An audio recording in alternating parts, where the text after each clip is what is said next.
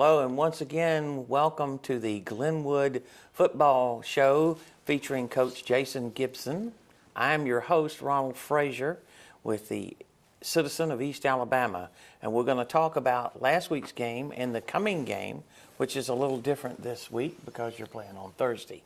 Prior to Friday night, when you played Pike, both myself and the announcer for the game looked and said, wow, this game's liable to be an offensive shootout. Y'all had scored more than 200 points in the season. They had scored just under 200 points, but that didn't happen. Can you say why? It's good defense. I mean, our defense has been getting better and better. As you look at the last 3 quarters of the Morgan game, we give up 1 touchdown in 3 quarters, and then we gave up 2 touchdowns. So we've given up 3 touchdowns through 7 quarters. And so they're just starting to play really, really well. Offense just, didn't show up. Yeah. Well, the play of your defense obviously did keep you in the game, and that was one thing, is that you made them punt the ball. We would like to mention, and I don't say his name right, and I know his nickname is Tater, but your punter, which I don't Nathaniel Truspick. Nathaniel Truspick did an excellent job of punting the ball. He did. He changed the field a couple times, and we had good punt coverage and good punt protection. Some of the times we were pinned deep after we had 1,800 penalties, and he would punt it and pin them, and then the defense played well. So it was a really good defensive game by them. We just didn't finish. Well, there were 2 injuries in the game, and both of those players did not return. One of them is your starting linebacker. The other is the tackle, right. Randy Bell and Wade Henderson. Can you update us on their Randy, status? at first we thought he tore everything in his knee, and Randy's a really good player. We put him at linebacker last week against Morgan. He had just a great game. And so we finally solved that linebacker problem. He's just really a really good player. And then he goes down and gets his knee hit, and so we thought it was torn everything. He's got some MRIs. It looks like it's just sprained. So he's only going to be out about 2 weeks, maybe 3 weeks. And we get Randy back, which is a good thing. Wade, well, we don't know yet. Wade, through his years at Glenwood, has had issues with dislocating his kneecap, and I think he dislocated it again. So they got him in a brace. They're watching it, they're monitoring it, and hopefully, we can get Wade back. He's made huge steps on that offensive line. The offensive line's done a really good job. As the season progressed, they're getting better and better.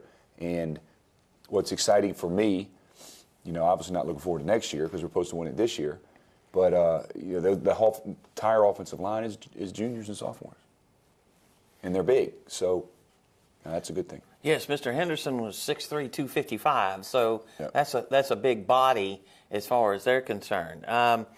Your offense did sputter, and you just mentioned that. And I wanted to ask you, did you feel like, because I know that there was a discrepancy in the amount of penalties that were called, did you feel like that hurt your offensive rhythm? Well, I mean, the discrepancy in the penalties is not really, in an overall scheme of the game, yeah. I mean, when you have 13 penalties and the other team has 2, there's. But we committed those 13 penalties, so it's not like we didn't do it. And, we're double-digit penalties every game. We have no, they're just not, they don't focus. There was a drive early in the game as we were watching film, and the first play of the game was we were offsides, got a penalty. The first drive of the game, we crossed the 40. We throw a hitch route to our best receiver, drop. The next play, 2nd and 10, we throw another pass down the seam, wide open, drop. So now it's 3rd and 10. We get a false start. 3rd and 15, and then we get another false start. So now it's 3rd and 20. We went from being on the other team's 40, and it should have been 2nd and 5 on the 35 and continue to drive and score, which we've been doing all year, to now we're on our own 40. It's 3rd and 20. What are you going to do? And then that happens series after series. And there was a series, we throw a slip screen to Kayleen. Beautiful play. Kayleen runs all the way down to their 30. We get a block in the back, which takes it back to our 20. That is a huge chunk of real estate. And it just changes the game. And it's just every series you get penalties. Every series we were 1st and 15. 3rd and 18. It's just, they don't focus. They don't focus. Well, we will like to mention that Kayleen Bonds running the ball was a real strong and outstanding part of the offense, despite not getting but one touchdown. I had him unofficially for 142 yards. Yeah, he's a good running back, and he's so good that, if you watch football, he did exactly what you want teams to do. We ran the ball so well that they put 9 players, and there's only 11 on the field. They put 9 players inside the tackles to stop the run. So I got 2 big 6'3" receivers, one-on-one, and we can't catch a pass. We can't catch a slant route. I watched the Pee-wees throw a slant route on Monday, and they caught it. And so when you do that, what else are you going to do? Right. The score was only 6-0 at the half. And then you come out in the second half kickoff, which y'all had deferred, and go right down the field and score. Nice pass. I know that Aiden Rhodes had missed one pass, right, but on the second pass where he was open, he caught it for your touchdown. Yeah, that was a big play. I mean, it was a big run set up by Kaleem on a counter and got us down to where we wanted to be. And again, I mean, that's why Aiden was so wide open, was because we were running the ball so well. They committed everybody to a run. We ran play action, boot, and he was wide open. Kelsey was wide open, and we threw it, we caught it. And that's how you move the ball, and fortunately for that one situation throughout the entire game, and we almost dropped that one, because that one almost rolled down his leg. So, but, it was a good play by Aiden. He's been open all year long, and okay. Now, I did want to ask, you are playing, this is a region game with Edgewood, so it Correct. Is important. Last week was a non-region. That's the only good news out. Well, the defense played great.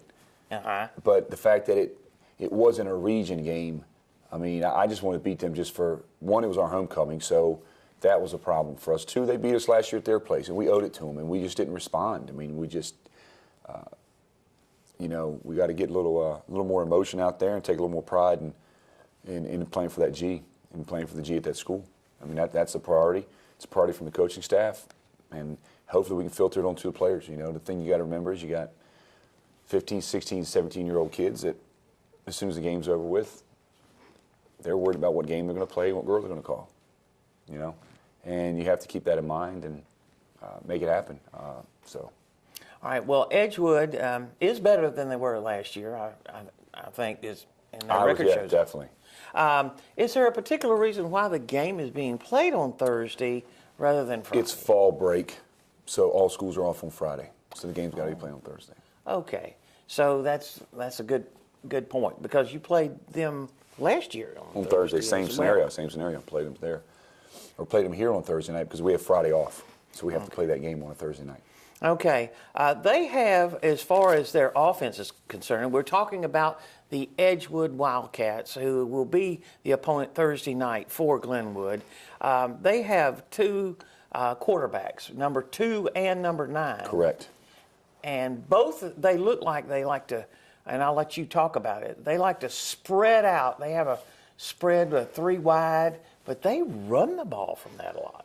Well, those 2 kids are really good athletes. Those 2 kids, if I'm not mistaken, are 9th graders.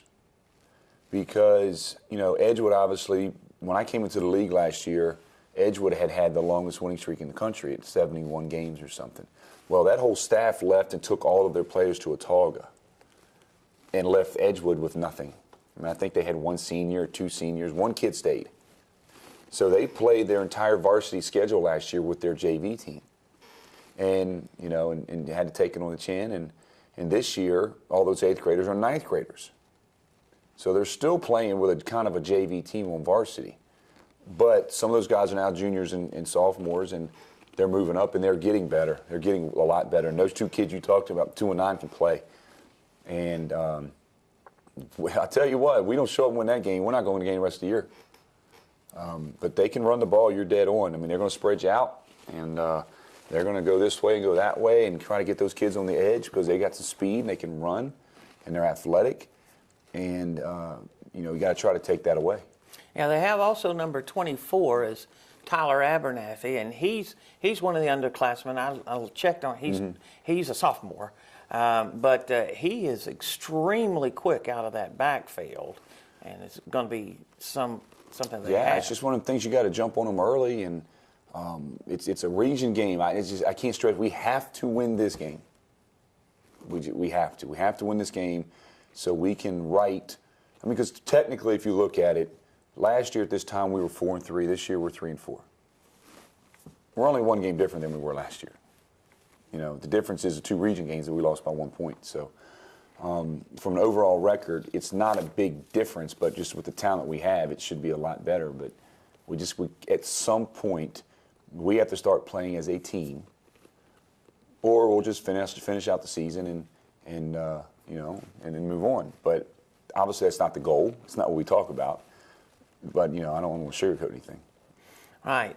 Well, running the ball was something that you did well this past week and have done well.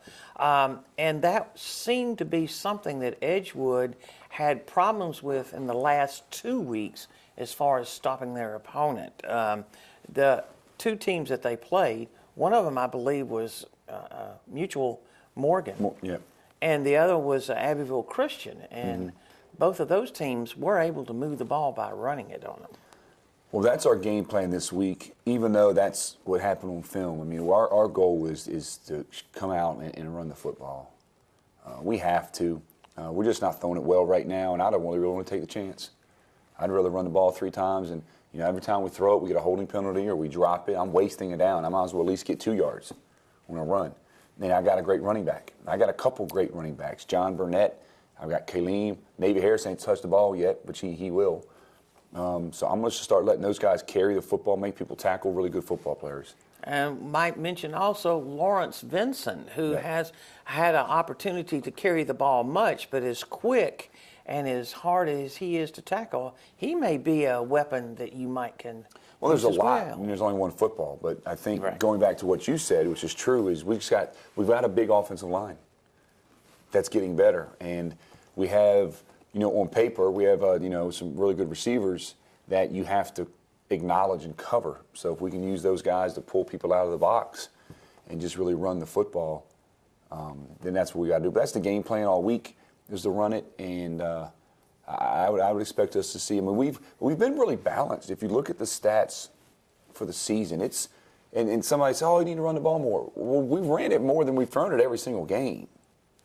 I mean, realistically, if you look at the stats, I think even last week we ran it 37 times, we threw it 30 or something like that. So it's been balanced throughout the whole year. We scored 31 against Morgan, and we've been putting up good points. We just didn't show up last week. But coming into this week, I'd like to see us run the ball 40 times. I think if we run the ball 40 times, it's going to put us in the place where we need to be. Right. I did notice one thing is that Navy Harris has done a good job on kick returns, but I noticed, and you had mentioned the week before, it was a quick kid, David Copeland. Well, David Copeland's ran for the Junior Olympics this year. I mean, he's one of the fastest kids in the state, and I'm thinking, how can I get this kid the football? That's why we ran him on the first play of the game. We ran him on a jet sweep and just little things like that. Any way to get him the ball, him, Navy, Kaleem, any way to get those guys the ball in space with their speed, people can't catch them. And that was the goal, putting him back there. Plus, to give Navy's kind of nursing a hamstring a little bit, and I just want to kind of give him a break on returns. I see, and also Harris was in the defensive backfield a lot as well, a lot. So yes, he had a great game, great game. So that was the idea behind David Copeland. I've got some ideas for him down the road to even put us even in a better position to use his speed, and see what happens. Okay, well, I think that's a good thing, too, that we've got some players on the Glenwood offense that if they come to the fore, that certainly that will be something that the Gators will be able to do is score a lot of points. We haven't mentioned, but let's go ahead and talk about your quarterback, Bryce Valero, and where he is after 7 games. Like a roller coaster. I mean, he's up and he's down, He has great games, and he has some brain farts, and that's part of high school football. He's a junior.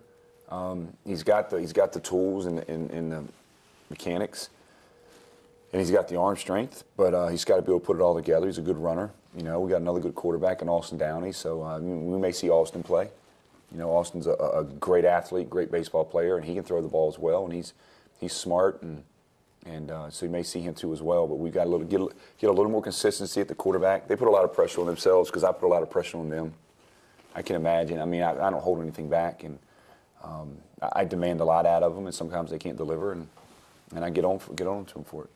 Well, that can be the case, and a quarterback is an important cog in the offense, especially when you run a multi-offense like Glenwood does. Yeah, I mean, it's a lot riding on him, and some of the things that I got to remember is these are high school kids. When I call plays, I see them all in my head, and I know exactly where to go, boom, boom, boom, boom, but I'm not playing. They are, and sometimes you have to really say, okay, what can we simplify? What can we simplify for you so you feel comfortable with certain throws? And it's an ongoing process, and again, we just got to get into the playoffs and take care of it from there, and maybe we'll mesh. And I'd rather go to state championship at 7-4 and win it than go 9-1 and lose in the first round. So. And of course, that's the Glenwood key, and that's the important part. Is the region schedule is coming up. There's some important games, starting with Edgewood. 3 in a row. Yeah, 3 in a row, and that is an important part of what Glenwood wants to do, is to be able to compete for that state championship. I mean, that's why we got this team. That's why we got the players we have, and everybody knows we got good talent. We sat there, we just talked about it.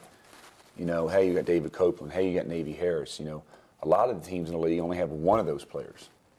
And we've got 3 or 4 of them, but you only got one football. So it doesn't matter how many players you have. Only one of them can carry it. And it's just such an important game. We just got to get through Thursday night. We just have to handle business Thursday night, and we got to run the ball well and play with a little more heart, find a little more heart. And the next game after that is Bessemer Academy, so that a result of that is go straight from one region game to the next region game against Bessemer, which you will have at home, and then Springwood after that, which is on the road, against another team called the Wildcats for the 3rd straight region game in a row. So we don't want to get ahead of ourselves, but Bessemer is in your boat. They're scoring a lot of points, but they're also giving up a lot of points. True, and I just think our defense is getting better. And as you look at those 3 games, if we can win those 3 games, we could be the 2 or 3 seed, which puts us in a good position. We got to win 2 of the 3 at least to get into the playoffs, so that's a given. And it starts Thursday night. But yeah, as you look forward to those games, and Springwood's in the same boat. I mean they got to win 2 more games, and it's going to be a fight to the end. I look back and think, man, if I just one of those 1-point games, Tuscaloosa or at least got it going our way, you're the 2 seed or the 1 seed, but it didn't. So now you got to deal with it. Well, that's right. And one thing is for sure is that Edgewood does have, and you've alluded to that, they have had a long history of a winning football program. Yes, they have. And so they certainly will be expected to be a strong opponent for the Gators, no matter what the age or where those positions are. But anything else that you wanted to add about that game tomorrow night? I mean, it's just a must-win, and plus it's on the road. The kids. I don't know if maybe they feel pressure or not. You try to weigh everything. Do you want to put pressure on them, see how they react, or do you want to kind of get them to play loose? And it's a constant. I mean, we're in week 8, and the defense is starting to build an identity of who they are and what they do well.